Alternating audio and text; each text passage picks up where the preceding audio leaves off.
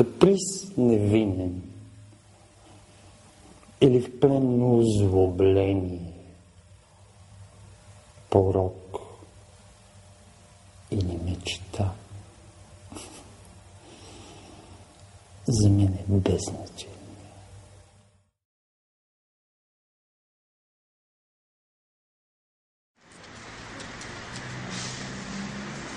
Всяка сутрин, понеже няма какво да правя, много обичам да пуша марихуана, хода през ни 2 заведения в София и там до 5-та пак яко. Дърпат по 3 пъти, напавкат се и фърлят. И аз съм си измислил метод Стърлинг наречен и с този метод се здобивам с марихуана всяка сутрин. Защото не искам да наливам пари на сивата икономика, искам нещата да стават по някакъв друг начин.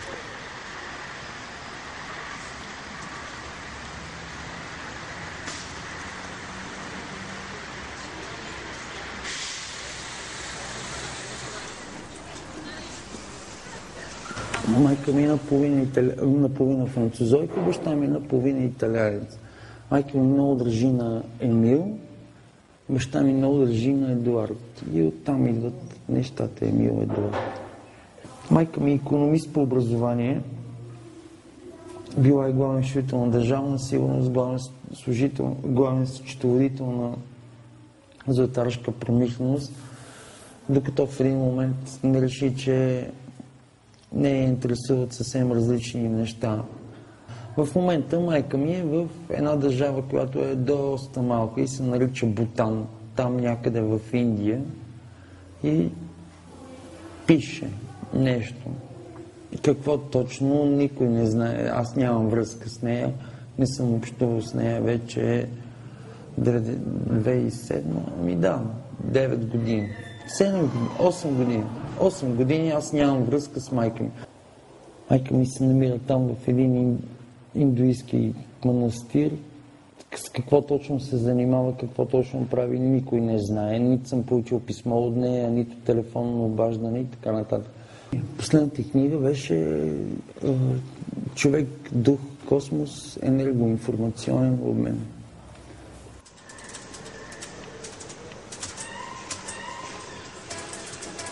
Баща ми е италянец, който се казва Емилио Мутти и който комунизма така или иначе принуждава да се прекръсти на Емил Митов.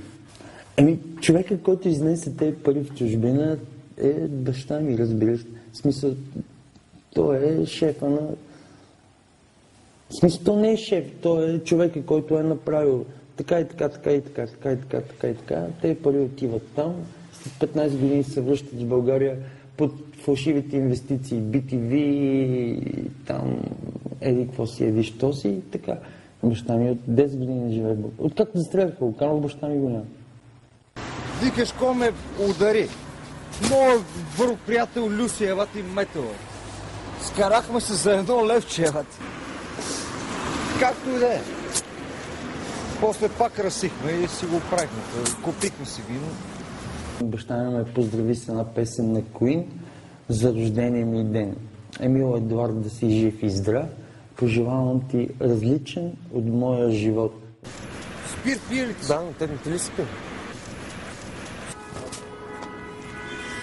Две не виждам да ми се пие.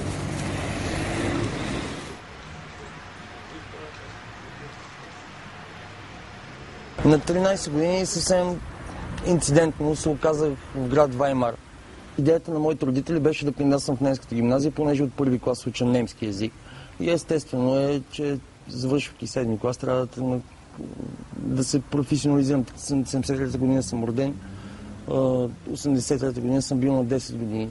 И родителите ми накараха да кандидатствам в немската гимназия. Аз кандидатствах, но същевременно баща ми дойде, майка ми и баща ми са разведени. Това всъщност е много важно за всяко нещо в моя живот. Това, че родителите са ми разведени, аз съм живял при майка ми, но баща ми имаше много силно влияние върху мен. И то не само заради сериозната финансова подкрепа, която съм имал от него, за което по никакъв начин не мога да се оплача. Но просто човека ми каза, че ако искам да бъда себе си, то трябва да тръгна по един път, който е моят път. Това, което на мен ми харесва. И аз му казах, че искам да бъда естраден изпълнител. И баща ми каза, че в чужбина има една много хубава театрална академия в град Ваймар. Една от най-добрите театрални академии в света, може би най-добрата в Европа. Гьоте и Шилер са творили в тази къща, в която сега се помещава тази академия. Сашо Диков е много интелигентен. Ама като почне. Трябват ми само 60 стотинки. Няма да искам такова. Имат малко дете, аз не. И аз с малки деца. Не. Две жени с малко дете няма да искам по смърт.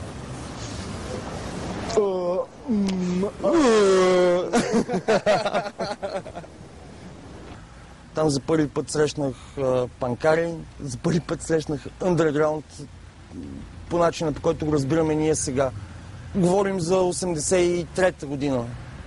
83-84-та година, аз съм 12-13 годишен. Там запознах за първи път с твърди наркотици. За първи път правих секс с жена. И то не е с една. Много е странно. Значи, аз бях гадже с две момичета, с две близначки едновременно. През целите 3 години, докато сме учили там, в академията, ние бяхме тройка, не бяхме двойка. Ходихме тримата заедно. Там се предрусах много яко. Започнах всеки ден да употребявам наркотици.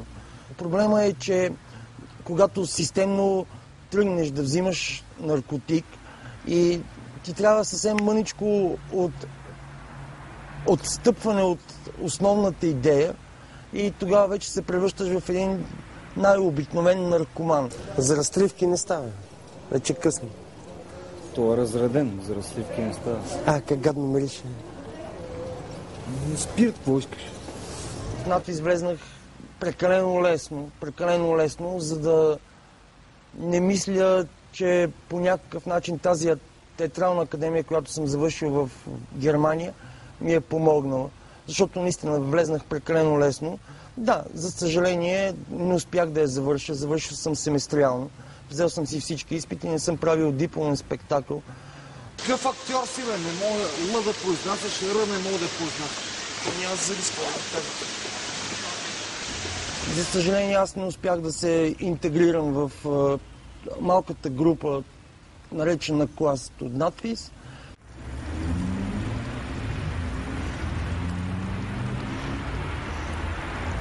Да, имаше две хомосексуалистки от Македония, които бяхме много добри приятели. И това, което ни свързваше, не бяха наркотиците, не бяха и алкохола, ами беше отношението към света. Двете македонки, хомосексуалистки, от сутринта взимат една бутилка водка, разреждат я, идват с минералната вода в Витис и напиват. От тях тръгна прякорът ми във Витис, Малкият принц, за който аз не знам дали беше. Аз тогава бях с една буйна рошева коса, доста по-обемиста от сега. Малкият принц. И сина му... Ето, Меша Селимович. За това ли ми говориш, бе? Колко струва, бе? Не знам, пити човека. То пише 5 кинта, но нямам... 5 лева? 5 кинта... 5 лева, да. Това е скъпа библиотека. Не е за теб. В музикалния театър във всичко, в което си представиш. От детските представления до всичко. До всичко. Преди пък падам в сцената и така нататък. Мъртво пияне. Под гнетом власти руковой нетерпеливой душой отчизне внемлем призыванием. Мой друг, отчизне посвятим души. Прекрасной порыве, товарищ Веро, звойдет она, звезда пленительного счастья. И на обломках самовластия напишут наши имена. Пушкин, какво повече искаш от Пушкин? А за 7 години, това са 5 сезона, надали имам една роля, в която да съм трезвен. Имам сутрешните там, но те сутрешните какво са? Златното петле. Бля, бля, бля.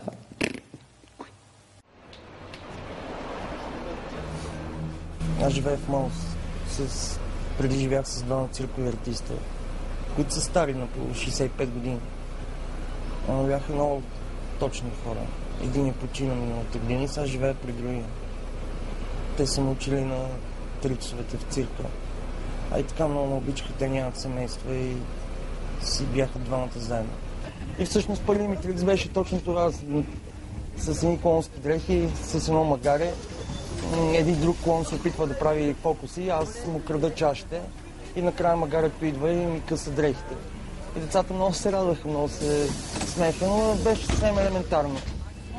Като си харесвам някаква момиче в публиката и понеже с отварянето на цирка, с започването на представлението, ние клоуните излизаме и раздаваме на децата балони. И аз като си харесвам преди това някоя момиче от публиката, си пиша телефона на балона и отивам и го давам директно на нея. Еладе, ще направя фокус от близко да стане. Не искам. За пред хората, за пред гостите. Не искам. Нали си звезда, изиграй ролята на нали, айде, готови си. Влезна ли? Готови си. Ама, како е? И така малко по малко започнах да се качвам на високо. Видя се, че не ме е страх от високо. Предложиха ми дали искам да участвам в един нов трикс, който правят двама братя. И работата ставаше въпрос за игра на трапец. Това е една люлка, която е под купола на цирка. Но за съжаление се получи един доста фатален ден, в който паднах от високо по време на представление. Просто полетях надолу. И си спомням, че в първия миг не усетих нито болка, нито усетих нещо. Само усетих, че сълзите ми потичат и чух как всички деца в салона започнаха да се смеят, защото колона е паднал и плаче. И всъщност се изправих, започнаха да ми падат зъби от устата, да шурти кръв. И съм явно припаднал, осъзнах се чак в Пирогов. Събудих се в болницата, оказа се, че съм изрязали половината далак, че имам перфорация на черния дроб и на белия дроб, че имам 3 изрязани ребра и 7 пластични операции имам на личево-челюстни, от които белезите останаха, защото аз не се погрижих изобщо за тях. За 9 месеца абсолютно никой не ми е дошъл, една цигара не ми е донесъл никой. И след като излязох там, не може да се занимавам вече с цирк.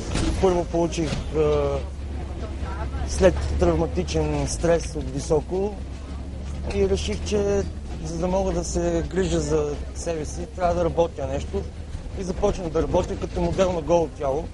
И същевременно отидох да живея при тези двама възрастни циркови актьори, които ми помогнаха толкова много в цирка. Сега ги подадоха ръка.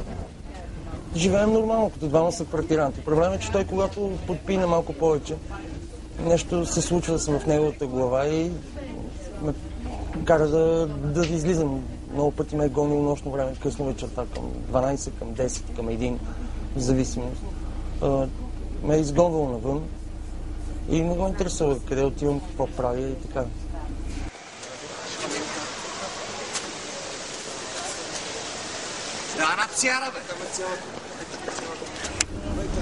Аз нямам чак толкова много приятели, при които мога да отида.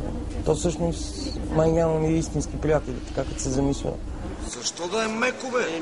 Ти ще обвиниш Коджава, че е педераст, ли, бе? Нямам тебе. Не го Коджава. Аз съм педераст. Не, гласът ти звучи деликатно. А то така се пее.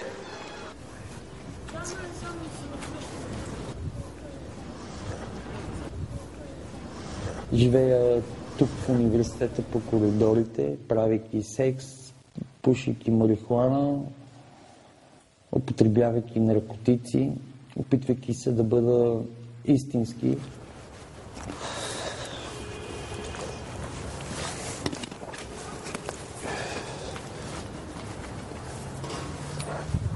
Помолих на моя приятелка, която идва тук в университета да употребява наркотици и бях помолил, ако има възможност, да ми остане малко. Бях оставил една бележка в там, където в капачката, в която ще употребявам, бях написал: моля, почерпи ме, имам нужда. И тя го беше направила, за което много и благодаря.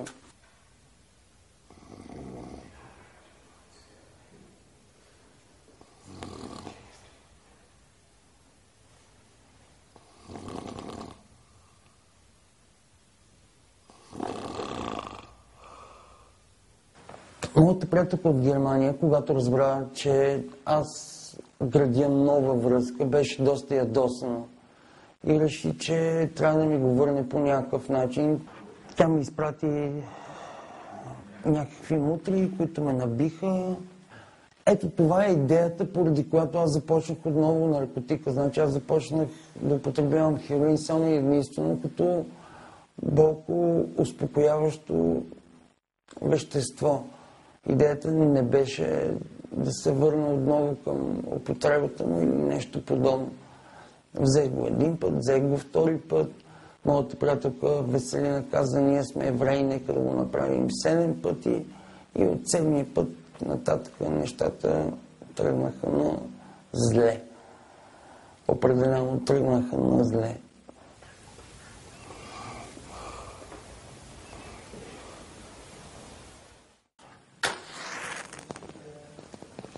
Опитвах да правя опити да сложа края на живота си по едни абсурдни начини.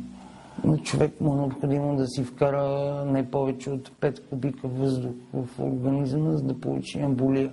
Аз съм си вкарвал 15, 20, 25, 30, 35 кубика съм си вкарвал въздух в организма. Единственото нещо, което получавам е една аритмия на сърцето и нищо повече.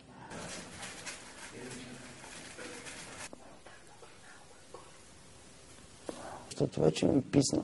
Аз съм на 35 години, имам съвсем други идеи за живота. Въобще нито искам да правя страни, нито искам да идвам в университета да правя секс или нещо подобно. Искам да живея като всеки един нормален човек. Искам да си имам дом, в който да се пребера, в който да се чувствам уютно, да си направя на чаша Нескафе, да изпия, да изпуша една цигара, да гледам National Geographic. Искам да живея като нормален човек, искам да си имам дом, да мога да се пребера, когато си пожелая, да си изкъпя, да се обръсна. Ако ми се излиза, да излезна, ако не ми се излиза, да не излизам, а не както е сега.